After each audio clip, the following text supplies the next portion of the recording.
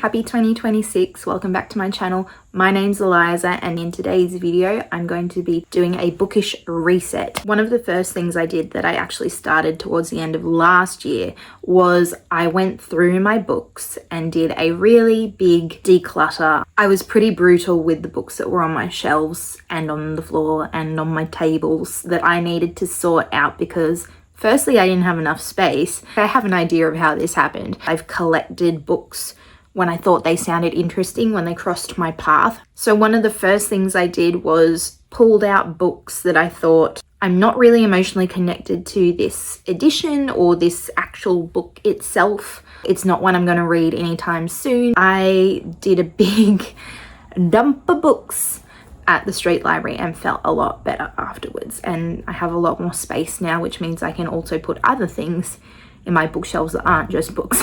And once I had done that, I actually had more space on my bookshelves and rearranged, not all of them, it's an ongoing process, and I think that's something to remember as well with all of this kind of new year, new me stuff, is that it is all a process, whether it's book related or not. My bookshelves at the moment feel lighter. They are physically lighter as well because there's less stuff stuffed into them. I feel more excited looking at my shelves because they feel a bit zhuzhed up with the old stuff taken out that's no longer relevant to me at this point in time, that I don't feel drawn to. So what's left is more that I actually think, oh yeah, I kind of forgot about that because it was just amongst the masses. I'm still playing around with the book shelving aspect, but I'm kind of always doing that anyway. It gets to a point where I'm like, the books have been as they are for too long, and then I shuffle them about and it feels nicer. I'm looking at my bookshelves at the moment, and to be honest, I still want to reorganize quite a few of those shelves, and I also want to put my kind of prioritized books in one designated area that is in my eye line, the equivalent of like having them on the coffee table, but they're on like the shelf next to the lounge. Maybe I'll put them in a little cute basket, not kind of lined up on a shelf staring at me being like, when are you gonna read us? But maybe a basket would be a good little kind of way to have them neatly somewhere where I can pull them out. The other thing I did with regard to resetting and shedding the old was I went through my Goodreads to be read, want to read list, which had over 700 books on it. I have had that account since like 2013. I got rid of like half basically. Some were easier to get rid of than others. There were quite a few books on there that I had added around that 2013-14 era, which was a long time ago. I was a very different person. And a lot of the books on there that I had were young adult contemporary books, which I don't really read now. They were quite easy for me to get rid of. I still feel like, again, I've got more to go with that, but it was a start, so that's good. So now onto reading goals, which are very exciting and what you're probably here for.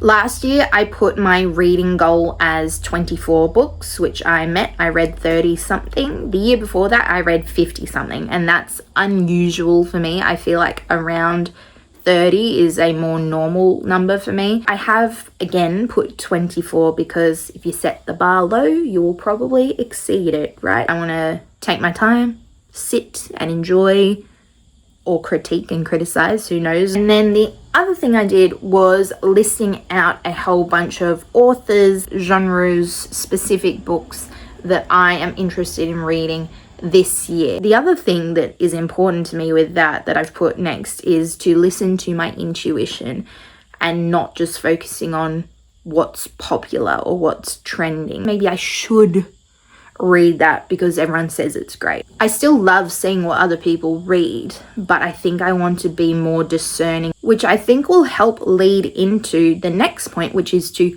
find new favorites, which will be 5/6 star books. There are very few books that I rate 5 stars that I absolutely love. Maybe that's just me because I can really enjoy a book, but it doesn't mean I'm going to give it 5 stars. For example, I really love thrillers, but if it's just a thriller and has nothing else going on, it's just for entertainment and there's no interesting characterization, social commentary, the writing isn't interesting enough or beautiful enough or whatever, it might be a 4-star thriller rather than a 5. That's one example of one of the genres I want to read more of this year, because I want to be in my thriller era, my mystery era, and my fantasy reading era, because as a kid and a teenager, I was obsessed with all things mythology, fantasy. I loved Narnia. Even the really old BBC Narnia, Lion, the Witch and the Wardrobe, where the beavers looked questionable. Loved all that. Mermaids, vampires, when Twilight happened. Whoa. With the rise of romantasy, where the romance is at the forefront of the story, that doesn't interest me as much as a fantasy that has a romantic subplot. I just feel disconnected from the fantasy genre and want to get back into it with some well-written, interesting, fun, whimsical princesses running away into the forest, witches, bad guys, but not like cheesy fantasy.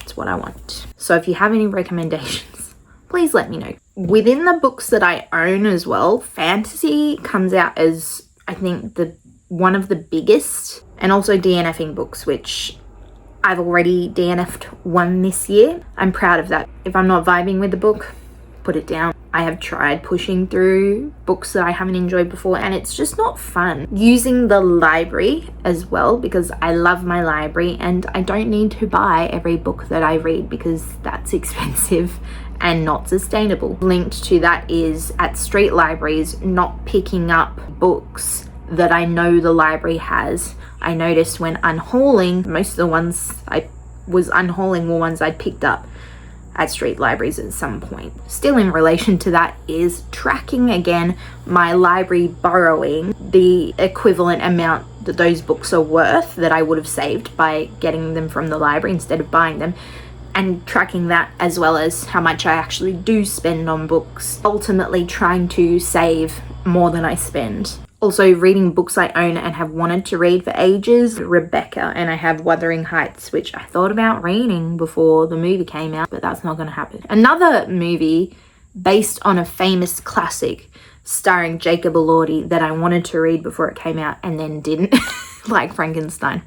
So funny that. Reading some of my big books, which are not read them front to back, they're dabble-y kind of books. Art books are my big mythology books. I have heaps on fables, fairy tales, folklore. I have some cute ones like Brambley Hedge, which I bought last year, which would be really cute to read when it kind of gets to cozy season, like autumn, winter time, as well as non-fiction books that I want to read, which also kind of aligns with my personal curriculum, creative, intellectual development time. I picked up this cool book, Sisters of Scandal, Women in History, their impacts, what they did. I got the obvious Marie Antoinette, Cleopatra, Artemisia, Josephine Baker, Empress Sisi, Kiki Preston, Hypatia. Also Half-Ass Human by Lena Norms, All About Love by Bell Hooks, and The Artist's Way by Julia Cameron. Is that her name? Kind of a loosey-goosey personal curriculum. Moving on to reading more authors that I've liked in the past, and also authors that I own, and new authors that I have been interested in reading and intrigued by. So my most owned author is Agatha Christie, and I've read a couple. I think I've got 7 of her books, and I've read maybe 4 of them. So I think I have The Mirror Cracked Side to Side, there's one set in Egypt, and then also Halloween Party, which is the Haunting in Venice one. Some of my other most read authors are Suzanne Collins and Margaret Atwood, but I've actually read all the Suzanne Collins books that I own, which is just the 5 in the Hunger Games universe. I'm working on a bookish bingo that is actually more specific than the reading goals I just shared with you, where it lists specific genres or specific, not tropes, but ideas or authors. Quick fire some of them at you, but this is not yet completed because I feel like it's too many. But also, I have to remember, Bookish Bingo is not to get everything on the bingo board. It's to get like a row or a column, right? Or a diagonal. I was making it and I was like, God, I've gotten up to 25 things and I might not even read 25 books. But then I thought it doesn't have to be all 25. It can just be the 5. But I do kind of want to whittle it down a little bit. So I'll tell you a few just options. Specific books including Dracula, Frankenstein, Rebecca, which to me are the gothic trifecta. Reading more fantasy, thrillers and mysteries, especially ones that I already own.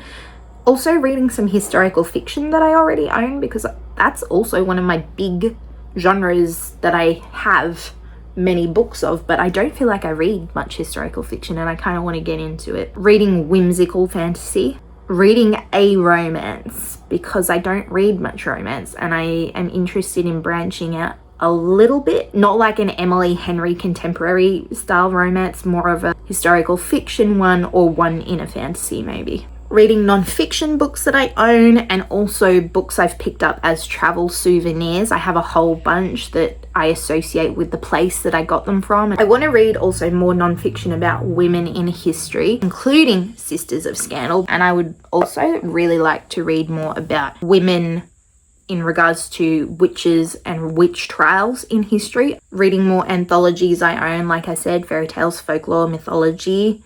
Annotating a book, The Haunted House, mermaid books, vampire books, fairy tale retellings, Greek myth retellings, non-Greek myth retellings, dark academia books, poetry collections, Nordic noir, which is a subgenre kind of thriller, translated fiction, a book I've never seen reviewed online. And I think quite a few books that I own I've actually never seen reviews of online because they're not the trending ones, but then actually reading them. Shady Hollow #6, because I love that series and I've already got it on my Kindle. Finishing the Wild Robot series because I read the first 2 books and really liked it, and I do have the third. I just kind of lost my mojo and read other stuff, but I do want to wrap it up, and I also want to watch the Wild Robot movie. Agatha Christie, Jean Mingus, who has written multiple mythology books that I have and have read. There's also her fantasy historical fiction novel, The Lady in the Lake, which is about Arthurian legend. Something that I haven't read much or any of, but I was obsessed with the show Merlin ages ago, so I feel like that's up my alley. V.E. Schwab, who wrote The Invisible Life of Addie LaRue, which I read and have very mixed feelings about, but I want to read more of her stuff because for the most part I really enjoyed her writing style. S.A. Cosby, I read All the Sinners Bleed a couple of years ago and that was a really great thriller. Patricia Highsmith, who did the Ripley series, because I loved The Talented Mr. Ripley. I kind of want to reread it even though I just read it like 2 years ago. There's more in the series that I always forget about, but I would love to read them because she's a really talented writer too. Donna Tartt, because I loved The Secret History, and I've got The Goldfinch on my shelves, but I feel like that's a big commitment because she writes some juicy books. Olivia Blake is another author that I've seen mentioned so much online, and her books do interest me. It's not just a popularity thing. I'm actually intrigued, like her book Girl Dinner. Alex E. Harrow, who wrote The 6 Deaths of the Saint. I'm very aware that throughout the year my ideas might change, and because it's not an overarching one singular aim that I have, it's lots of little ones that might change throughout the year too, and change is okay. I'm allowed to change my mind and then change it again and change back if I want. I also wanted to talk quickly about my YouTube channel plans. I also started watching BookTube back in 2013, back in that era, long gone era. I really always wanted to be part of it, and I did not create my YouTube channel until 2 years ago basically now. In terms of actual stuff I want to do, I want to put out more videos. I also want to put out more individual book review videos, like here's my review of My Sister, the Serial Killer, which was a great book by the way, as its own video. I also want to try out different graphics styles and editing styles and fun little bits and pieces in the editing process, which also would be a skill for me to develop in the background. Posting on Instagram. I'm not good at posting on my own personal Instagram, let alone my bookish one, so there's another goal. Obviously it would be nice to grow my channel because people resonate with what I put out and what I share. Being an authentic and hopefully inviting and warm presence is also one of the things I want to keep doing, because I feel like I'm doing an alright job of that. With regard to that as well, I'd like to know if there's anything that you want to see more of, if there's anything that I can do to inspire you, help you, or things that you're curious about. I would like to venture a bit more into my creative and also analytical content. I did choose the name Eliza the Earthling too because I was sure that at some point I would also want to do videos that were not just solely about books, like vlogs that show other parts of my creativity, like drawing, which is a big part of my life too, or traveling, because I love to travel, because I love arts, crafts, hands-on things, magazines, books, history. I'm also a big mythology nerd and always have been. I went through the ancient Egypt phase and then the ancient Greek phase. If there's anything there that interests you as well, please let me know. I'm curious as to what you're curious about. Making YouTube videos is an ongoing process because there's quite a few steps, as you realize once you start doing it. And I'm proud of what I put out, although I'm also trying to find balance between having lofty ambitions in terms of content that I want to put out and that I actually want to make, and balancing that out with life and my job and my friends and my other hobbies and everything. Reading isn't my only hobby. I do kind of also want to share about more of my other creative hobbies like drawing and stuff with you, but try not to put the pressure on myself, giving myself some grace and some space.